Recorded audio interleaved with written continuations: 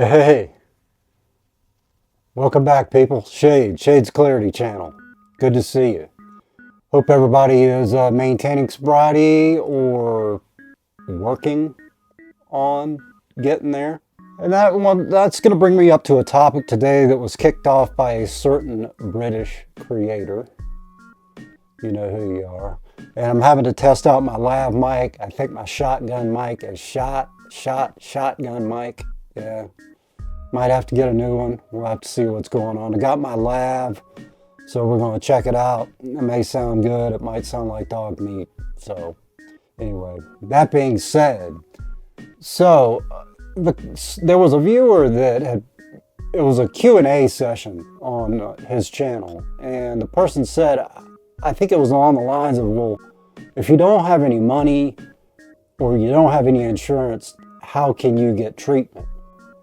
And it was an interesting question, and I did the best I could to answer the fella. There are state-run facilities. You can look them up. Addictions.com is one good resource. It gives you a list of the states. It gives you a list of the facilities, maybe what the requirements are, what your citizenship is, what your income level is, proof of residence, things like that, inability to pay. It's got all that information on there. There's also the Substance Abuse Mental Health Services Administration, or SAMHSA. You might take a look at what they have to offer on there. And I've been in a situation where I had to be very, very careful in 2020, when the world was turned upside down. Nobody knew what was going on. I didn't have health insurance that whole year. Something had gotten, I can't remember what it was, fouled up on my enrollment back in November, going into December, excuse me. And it got fouled up, and I just said, hell with it. I'll do the best I can, stay as healthy as I can, and hopefully, nothing's going to happen.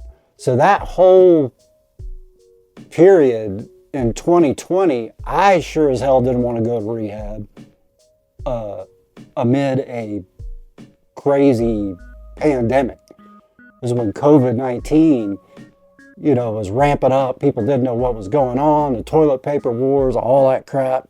Oh, I don't need to remind you. In fact, I don't even want to be reminded about it. It was terrible.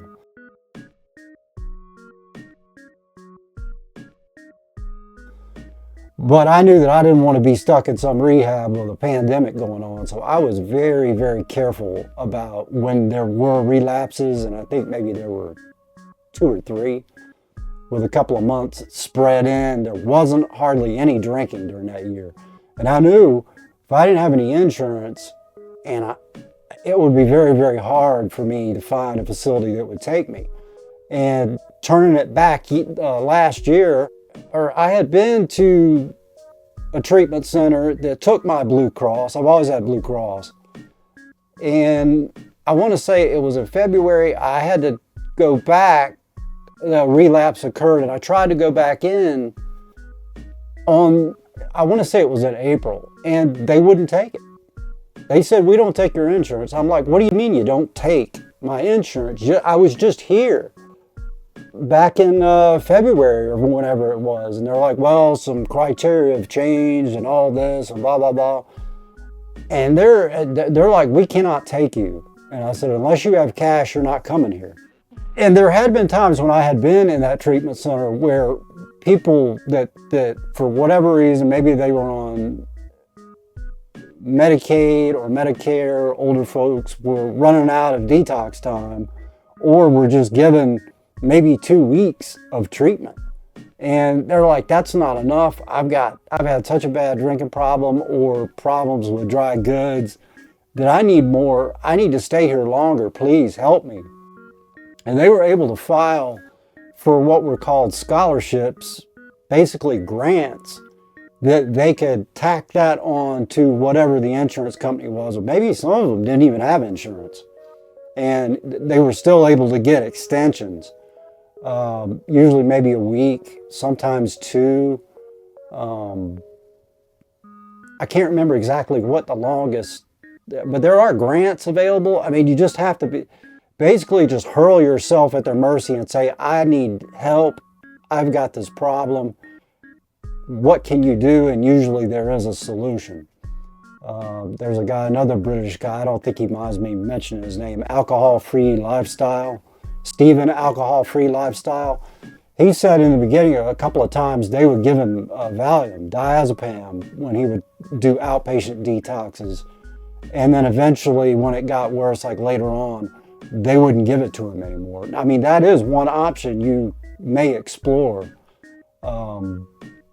I know that hospital bills can be high, and going to the emergency room for this kind of thing, I've had to do that before. I was given Librium taper, but you still, if you don't have any insurance, that's going to be a very, very tough situation. A bill, it could be several $1,000s just for being there, 8 hours just to be treated with Librium and then sent on your way. If you have a primary care provider, if you have insurance. I've never been in a situation where I've had to go to emergency care or have emergency treatment done without insurance, or especially like trying to get off alcohol. They may be a little bit more lenient and try to help someone with a short Librium taper where you can do an outpatient detox. That is another option. They are tightening their belt on benzos, just like with the opiates. They really don't want to prescribe them. So you may get lucky with that, and they may, if you explain your situation, just look, I've never had a problem with benzodiazepines, or just don't even bring that up. Just see what the doctor says. The severity of your addiction may dictate your treatment plan and what they may be able to recommend. And again, I'm not a doctor, medical practitioner, doctor, nurse, of any kind, a therapist or a counselor. I can't give medical advice, but I can point you in the right direction where you may go to your primary care and they could maybe see if what can be arranged. There is one state-run facility in North Carolina called Walter B. Jones. It's in Greenville, North Carolina. I do know that they don't allow smoking there. I know that they put you in scrubs, and then they'll give you nicotine patches if you smoke. As far as the treatment, I've heard hit or miss on it. They're a bit strict. Usually state-run facilities are. But again, what's the price of getting yourself straight? Your life is at stake, people. I'm here to tell you, I mean, it may not be the Hilton of treatment facilities, but at least you're going to get some help. But I just thought I would follow up on that video, the question that the person did present, because I thought it was a good question. It was a good episode, and I just like to wish you guys well. I hope you're doing really, really well. I'm pushing 9 months it'll be on the 23rd. It's not been easy. I've been tempted, believe me. Come close a couple times. I just have to hunker down. We all have to just, put the blinders on like we're horses. Stay focused. And as always, you check out some other videos, like and subscribe. Okay, let's keep it this way. Let's get more views, people. More views here. As always, stay tuned. Come back. See you clowns later.